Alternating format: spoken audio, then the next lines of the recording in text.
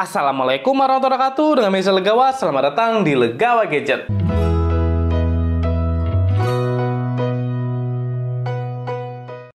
Sebelumnya jangan lupa untuk klik tombol subscribe untuk support channel Legawa Gadget. Terima kasih. Pada video kali ini saya mau unboxing smartphone terbaru dari sebuah brand yang dia itu pemain lama tapi sudah vakum cukup lama, dan akhirnya di tahun 2022 dia comeback. Dan langsung aja kita sambut, ini dia ZTE Blade V40 Vita. Ya, setelah vakum cukup lama di dunia persmartphonean, akhirnya ZTE atau ZTE dia comeback di tahun 2022. Yang dimana dia memulai tahun ini dengan meluncurkan smartphone terbarunya, yaitu ZTE Blade V40 Vita. Dan saya beli smartphone ini di harga kisaran Rp2.300.000, yang dimana saya rasa itu masih cukup terjangkau ya oleh kantong masyarakat Indonesia. Dan langsung aja kita lihat untuk boxnya. Yang pertama, sekilas pandang ini boxnya cukup simple banget ya. Dan dia overall berwarna biru muda. Untuk bagian depan ini ada tulisannya V40 Vita. Jadi ini Vita sepertinya versinya, dan tidak ada tulisan Blade-nya di bagian depannya. Dan di bawahnya ini ada tulisannya ZTE atau mereknya ini ZTE. Kemudian di bagian atas ini ada IMEI-nya, dan yang saya beli ini yang warna hitam ya. Jadi warnanya kalau nggak salah ada dua, warna hijau dan warna hitam yang masuk di Indonesia. Kemudian di bagian kiri ada tulisannya ZTE Blade V40 Vita. Bagian kanan, oh ini adalah selling point-nya ya. Jadi layarnya 6,7 inci HD+, cukup luas. Kemudian kameranya 48 megapiksel, fast charging 22,5 watt, dan baterainya di 5130 mAh. Oke, kira-kira bagaimana spek seperti ini di tahun 2022. Kemudian bagian belakangnya ini polosan. Jadi overall kalau penilaian saya untuk boxnya ini terlalu simple ya. Mungkin dari ZTE bisa membuat boxnya biar lebih menarik lagi, jangan terlalu simple seperti ini, supaya bisa ya masuklah ke pasar Indonesia. Soalnya sekarang pasar smartphone di Indonesia saya rasa itu cukup keras. Oke, langsung aja kita unboxing dulu. Jadi kita lepas dulu plastiknya di sini. Oke, apakah dia ada segelnya atau tidak? Start, kita lihat dulu, dan sepertinya tidak ada segelnya ya. Jadi segelnya itu plastiknya ini. Dan masukkan lagi, semoga aja ada segel ya untuk ZTE selanjutnya. Oke, langsung aja kita buka dulu untuk smartphone-nya. Jadi ini adalah pengalaman pertama saya ya, unboxing ZTE. Oke, agak keras, dan ini dia. Langsung disambut box warna putih. Kalau kita lihat ini mirip-mirip seperti Narzo ya, warnanya biru muda dan putih dalamnya. Dan di box yang pertama ini kira-kira kita dapat apa saja, dan ini cukup tebal, semoga aja lengkap ya untuk kelengkapannya. Yang pertama kita dapat ini dia pin ejector yang bentuknya cukup unik, jadi lingkaran seperti ini. Kemudian kita dapat ZTE Blade V40 Quick Start Guide, jadi ini adalah kertas panduannya. Kemudian kita lanjut lagi, ini adalah kartu garansi. Oke, bener, kartu garansi. Dan untuk garansinya, sebentar kita cek dulu. Oke, ternyata dia cukup banyak ya. Bisa dilihat ini list garansinya. Jadi yang penting di Yogyakarta sudah tersedia untuk service centernya. Jadi aman, mungkin bisa di pause, bisa dibaca dulu kira-kira di kota teman-teman gadget ada atau enggak. Dan selanjutnya kita dapat ini dia, silicone case. Mantap. Jadi kita dapat silicone case, bukan hard case, dan ini cukup tebal. Kualitasnya sudah cukup baik saya rasa di harga 2 juta. Tapi untuk di bagian kamera ini oke, jadi agak menonjol di sisi kirinya ya, tapi di sisi kanannya ini nggak begitu menonjol. Kok nggak semuanya aja ditonjolin supaya bahan kameranya aman. Dan kita langsung disambut oleh smartphone-nya, ini dia ZTE Blade V40 Vita. Kita ambil dulu, kira-kira bagaimana untuk ya sekilas pandang kita untuk smartphone ini. Kita kletek dulu, dan ternyata ini dia smartphone-nya, ZTE. Wah, ternyata cukup keren juga, jadi berwarna hitam. Kalau saya lihat sebenarnya ini overall desainnya agak mirip ya sama brand sebelah. Jadi mirip banget dengan adanya efek-efek cahaya terpusat di kameranya seperti ini, dan ada tulisannya cukup besar di sini ZTE Blade. Kalau saya lihat di sini desainnya cukup terasa mewah, dan dia finishingnya agak glossy ya di sini ya. Jadi gimana ya, dia agak mengkilap tapi juga agak doff. Pokoknya keren lah ini untuk desainnya. Overall saya suka, dan untuk build quality-nya saya rasakan dulu di sini. Build quality-nya sudah cukup baik. Jadi tidak ada bagian yang terasa kopong di sini. jadi terasa terisi semua. Karena memang untuk ZTE itu sudah pemain lama ya, dan dia cukup terkenal juga, jadi harusnya build quality-nya juga sudah cukup baik. Ini dia untuk desainnya, memiliki 3 buah kamera 48 megapiksel untuk kamera utamanya, dan ada single flash di sini dan tulisan ZTE Blade. Gimana untuk pendapat teman-teman gadget? Kalau saya lihat ini cukup bagus, saya suka. Kemudian untuk bagian bawahnya di sini ada speaker, kemudian ada Type C, jadi sudah Type C bukan micro USB, dan ada mikrofon. Selanjutnya ada jack audio 3,5 mm. Jadi untuk bagian bawahnya. Untuk bagian kanan ini dia ada fingerprint dan tombol power. Jadi fingerprintnya sudah di tombol power seperti ini. Kemudian ada volume up and down, yang dimana kalau saya pencet ini sudah clicky dan ya cukup solid ya untuk tombol-tombolnya. Kemudian untuk bagian atas ini polosan, jadi tidak ada mikrofon, dan bagian kiri ini ada SIM tray-nya. Oke, kita lihat dulu untuk SIM tray-nya kira-kira hybrid atau triple slot.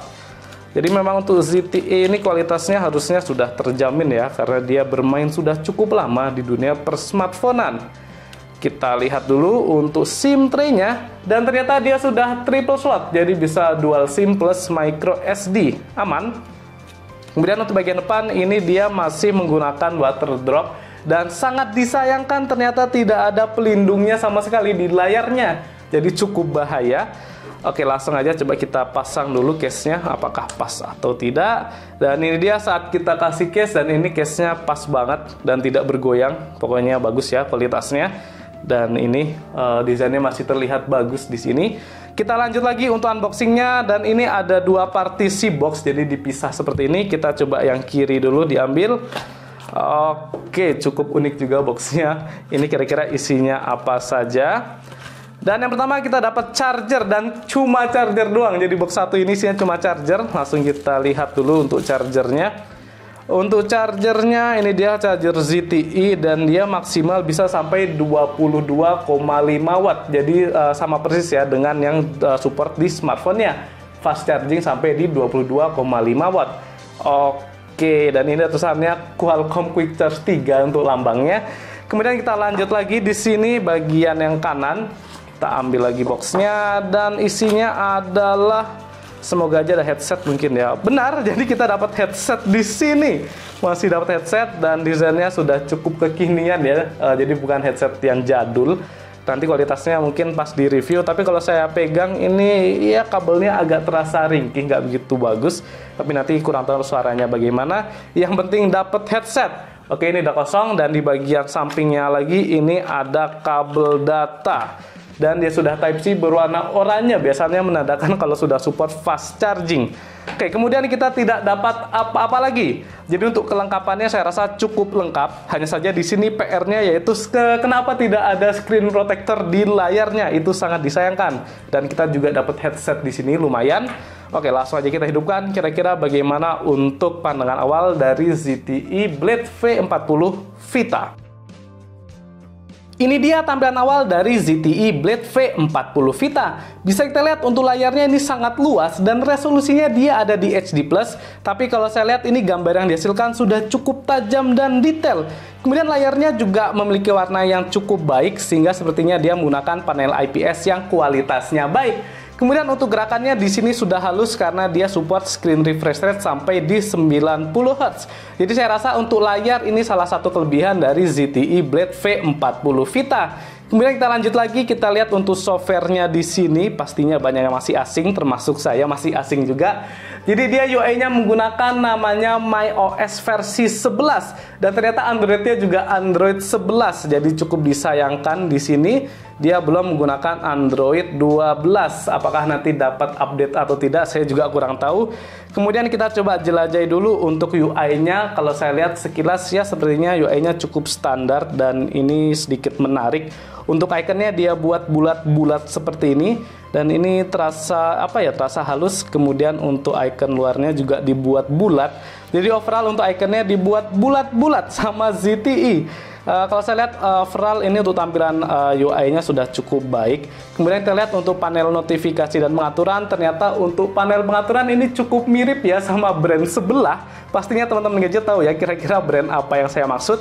Dan dia panel notifikasi dan pengaturan jadi satu. Jadinya tidak yang kanan kiri seperti brand sebelah.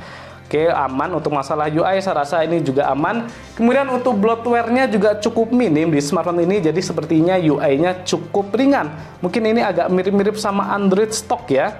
Oke, kita lihat sekarang untuk memori yang tersedia melalui device info HW. Kita lihat, dan untuk recent apps ini kita hilangkan terlebih dahulu. Untuk memori RAM-nya free di kisaran 1,9 GB. Jadi ya hampir setengahnya sudah digunakan untuk UI-nya. Kemudian untuk internalnya free di kisaran 106 GB. Jadi ternyata untuk RAM-nya masih ya lumayan lah standar, dan untuk internalnya saya rasa masih sangat lega. Jadi untuk memori ini sudah aman. Selanjutnya untuk SoC-nya dia menggunakan chipset dari Uni SoC yaitu Tiger T606. Untuk di harga 2 juta saya rasa Tiger T606 ini agak kurang kurang pas ya. Tapi kalau mengingat namanya yang cukup besar yaitu ZTE, jadi cukup wajar. Dan saya rasa Tiger T606 ini masih lebih mending daripada yang Uni SoC SC9683A, itu lebih parah lagi. Kemudian untuk general di sini menggunakan RAM 4 GB dan memorinya juga sudah UFS ya. Jadi sudah UFS 2.1 kalau nggak salah. Jadi sudah ngebut harusnya. Kemudian kita lihat untuk sensornya di sini apakah lengkap atau tidak. Untuk sensornya sebentar. Dan ternyata untuk sensornya dia standar smartphone entry level, yang dimana sensornya cukup minim. Jadi seperti gyroscope tidak ada, kemudian magnetik juga tidak ada. Tapi setidaknya untuk sensor cahaya di sini sudah tersedia. Jadi ternyata untuk sensor kita tidak bisa berharap lebih dari smartphone ini. Kemudian kita lihat untuk tampilan kameranya, dan untuk kameranya ini agak mirip seperti brand sebelah juga ya. Jadi UI-nya cukup mirip. Dia sudah ada portrait, kemudian kita lihat di more-nya dulu. Dan dia ada Night Pro, jadi mode malam, kemudian ada makronya juga. Yang penting di sini ada mode Pro. Oke, kita lihat mode Pro-nya apakah gimmick atau tidak. Jadi ISO bisa disetting sampai di 10.000, jadi cukup tinggi di sini, bisa dilihat. Kemudian white balance bisa disetting, autofocus bisa disetting, dan untuk shutter speed shutter speed juga bisa, dan kita setting bisa sampai di sampai di 6 detik. Jadi saya rasa ini untuk mode Pro-nya masih bisa digunakan untuk teman-teman gadget yang suka berkreasi ya di smartphone-nya. Kemudian untuk video kita lihat, untuk video kira-kira maksimal bisa sampai di mana? Untuk video dia maksimal bisa sampai di Full HD 1080p dan tidak ada settingan frame rate-nya, jadi kemungkinan ada di 30 fps saja. Untuk kamera depannya kita lihat juga, untuk videonya ini sama persis seperti kamera belakang, dan untuk kualitasnya saya rasa agak kurang ya kamera depannya, jadi biasa banget. Dan untuk kameranya juga ya nanti coba kita tes di luar, mungkin di sini agak kurang saya lihat. Jadi overall untuk kameranya ini cukup standar juga, tidak ada yang spesial. Oke, ini dia untuk kameranya. Oke, saya rasa cukup sekian ya untuk pandangan awal dari ZTE Blade V40 Vita. Kalau teman-teman gadget cukup penasaran dengan smartphone ini, jangan lupa untuk subscribe, soalnya setelah ini akan kita tes, bahkan kita versuskan juga dengan smartphone lainnya. Oke, cukup sekian gadget unboxing dari ZTE Blade V40 Vita. Apabila ada masalah, boleh banget tulis di kolom komentar. Jangan lupa juga untuk subscribe channel guys, supaya semangat lagi buat konten. Saya Mirzala pamit. Wassalamualaikum warahmatullahi wabarakatuh.